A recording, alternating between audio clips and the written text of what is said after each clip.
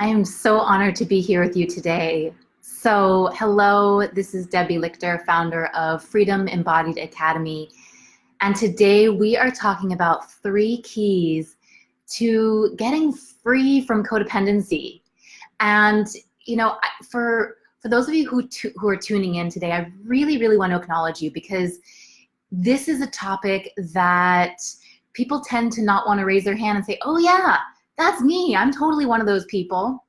And yet most of us, I would say 99% of the entire world's population struggles with an aspect of codependency. And so what I want to share today is how to really identify it, and more specifically, what to do to truly get on your path of freedom. So I was thinking about this topic this morning and, just remembering this time in my life. I have such a distinct memory of this time in my life where I was having all these problems in my relationship. And I remember going to a therapist, and I remember sitting there, and it was when I was a Pilates teacher. It was during the time that I was a Pilates teacher. And I used to wear very prim, form-fitting, black, everything was black. And I remember having this zip up sweatshirt that went all the way up to my neck. It went all the way up to here. And it was just this very proper. And I remember sitting there on her couch, sitting very proper with my tall posture, and sharing with her about my partner who had just come to me saying that he thought he had a drinking problem. And we were having lots of problems before that anyway. And I remember sitting there on that couch and I was like, well, how are we gonna fix him? What are we gonna do? And there was not an ounce of my mind that no part of me thought that there was anything for me to look at, right? I mean, it was so clear to me that if this person just can get it together, if he can just stop being, this way and start being this way, if he would just listen to me, then we would be okay. Then we would be happy. Everything would be fine. And so, I laugh now when I look at that. And of course, the therapist at the time laughed at me. And years later, when we became friends, after I stopped going to her, we became friends. She used to say, oh, you used to come and sit on that couch and be so prim and proper and wanting to fix and control everyone else. And, and I can laugh at it now. And I feel like there is this, when you are struggling with an unhealthy dynamic in a relationship, whether that is a boss, whether that's a family member, whether that is a partner, whether that's a friend, it's so hard and you feel so misunderstood. So misunderstood. It's like you're trying to give everything to this person or everything to everyone else. You're depleted. You are sometimes resentful. And it feels like whatever you do, it's not enough. And so if you can relate to any of this today, I just want you to know that in this conversation, you are heard, you are seen, you are gotten. And what I'd love to share today is some of the ways to really recognize or understand or define codependency, and then really get into the meat of, okay, so what do we actually do to truly get on the path of freedom from it? Because you really can be free from these codependent patterns. It's incredible to me how, the things that I'm going to talk about today, I did these things. And upon doing these things, I cracked through to a whole new experience where I no longer attract that kind of codependent relationship into my life. I feel so free because of that. And I want you to have that too, if this is a topic that really resonates for you. So let's dive in. So the first thing that I want to talk about is really, what do we mean when we're talking about codependency? And, I was spending some time thinking about this, and I really see codependency, because codependency is sort of this broad term that we either identify with or we don't identify with.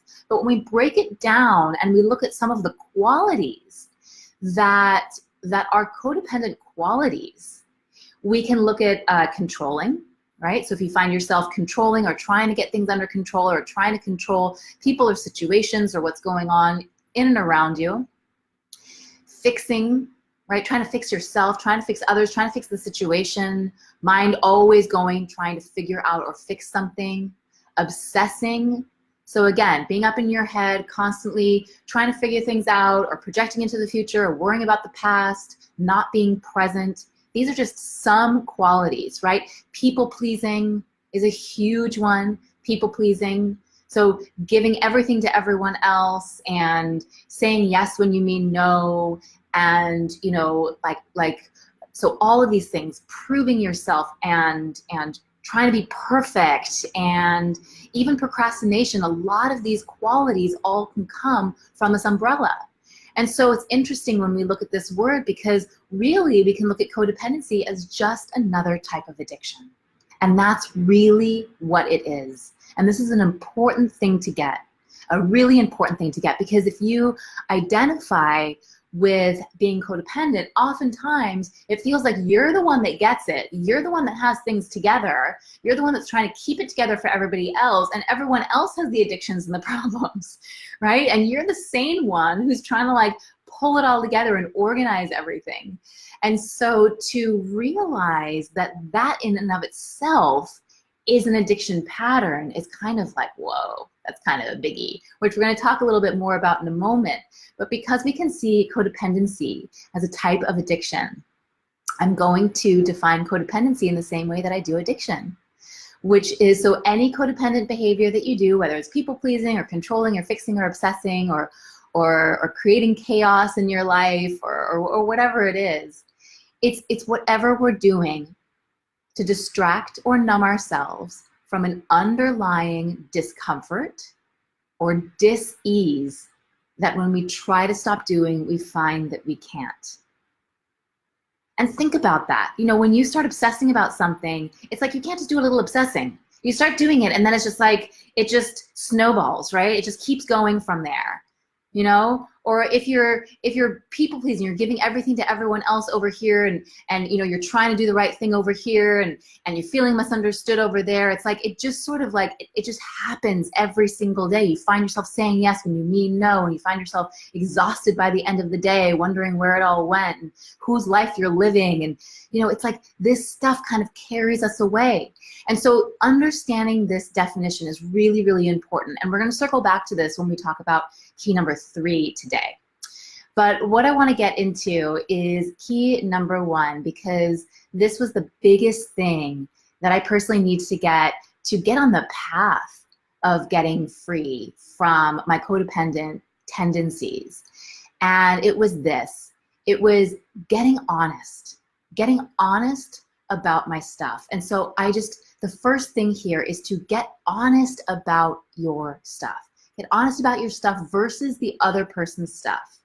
So just like I was mentioning, when I was sitting on that couch in the therapist's office, I was like, all I could see were all of the faults and all the issues that my partner had. It was so clear as day to me. And I knew what he needed to do to fix it. I knew what we needed to do as a couple to be happy. I knew how things should be. I knew how I should be. I felt like I knew everything. And the idea that the problem wasn't out there, the problem was in here, was like, it was a massive, massive news flash.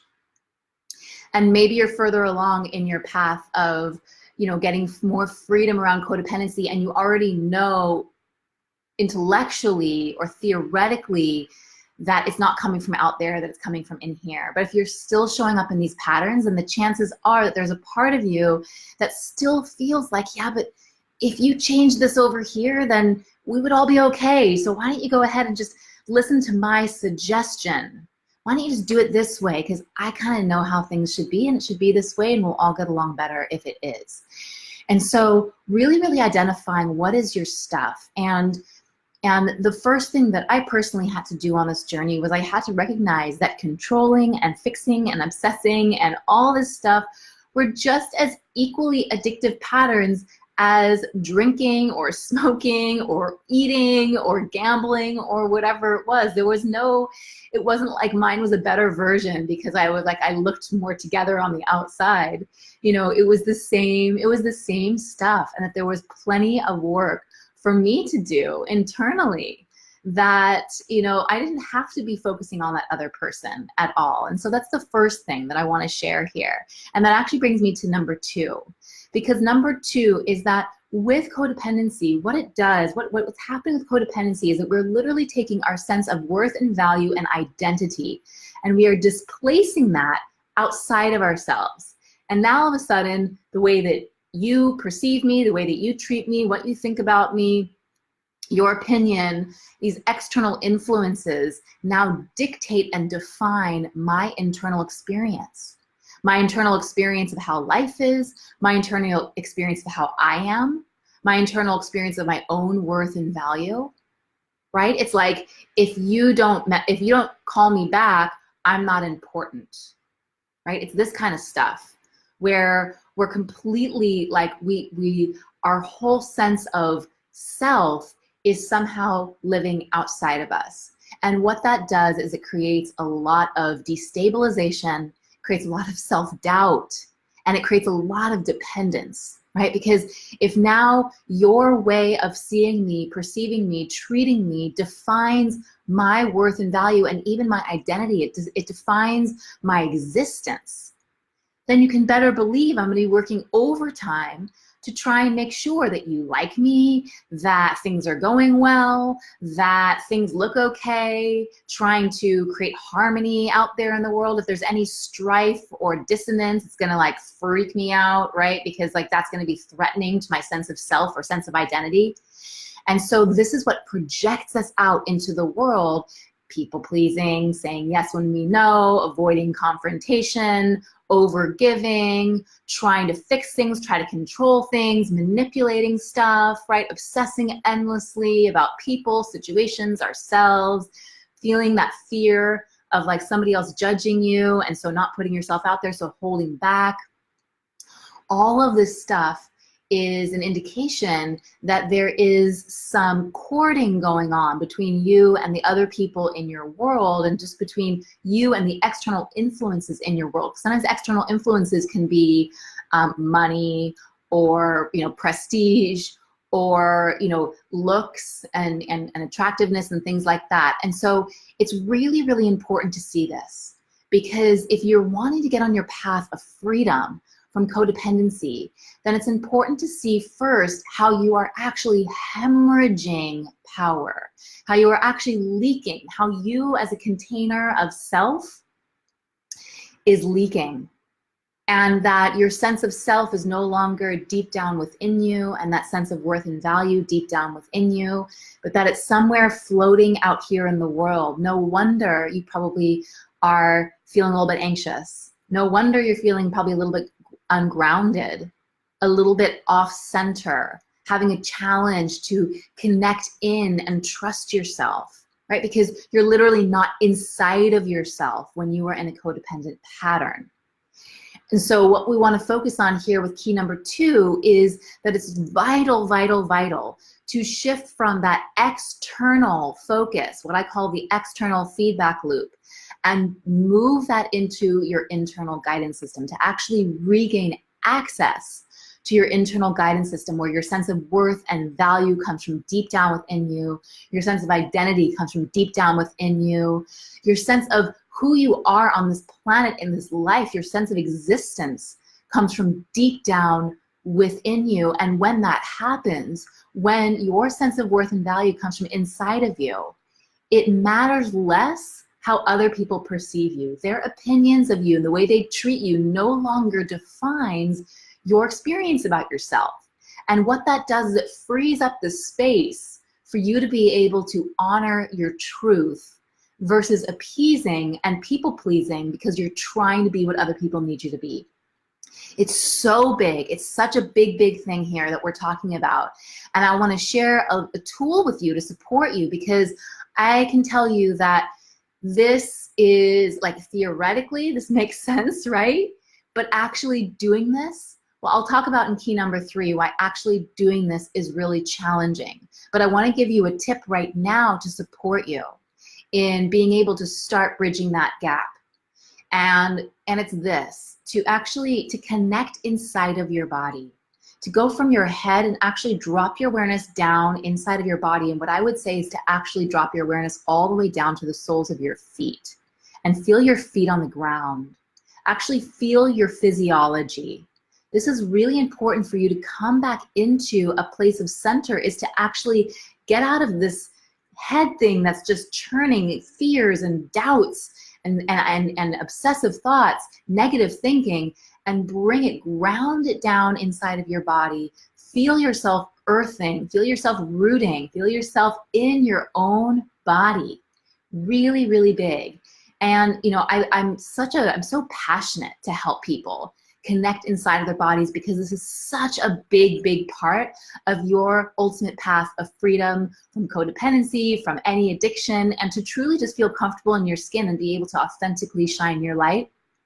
And so I actually have a free instant embodiment reset guide. If you find that you're somebody who's up in your head all the time and you really are wanting to just ground more inside of yourself and feel more connected to you and really get on the path of moving from your center first, instead of moving from that external feedback loop first, right? Moving from that deep, deep place of center first, then I invite you to it's just a free download. It's just like a page or two of 5 exercises that can guide you in how to connect more deeply with inside of yourself, how to get out of your head, get into your body, feel more comfortable and grounded in your own skin, and really, really position you to be in a more empowered posture with inside of yourself. That's not hoity, that's not, you know, arrogant. It's just you feeling grounded and solid and connected in you. And then from that place, being able to engage with the world around you from that place. It's so, so big. It's so, so powerful. And I definitely want you to have that tool. So if you want that tool, you can head to bepresent.today. Bepresent.today. It'll get you access to that instant embodiment reset guide, bepresent.today. And it would be my absolute honor to share that with you. And you can just download that. And I would love to hear how that works for you. So we'll go ahead and we'll put that link in the comments in just a little bit. But that brings me to key number 3. So key number 3 here. And this is why it can be so challenging that we can maybe even know, I know that I'm supposed to go within. I know I'm supposed to go out there. And a lot of times I hear people saying, I got to take back my power. I've got to create boundaries and take back my power. And you know, I think that we're sort of missing it just a little bit when we're talking about taking back our power. Because what we're really wanting is to regain access to power.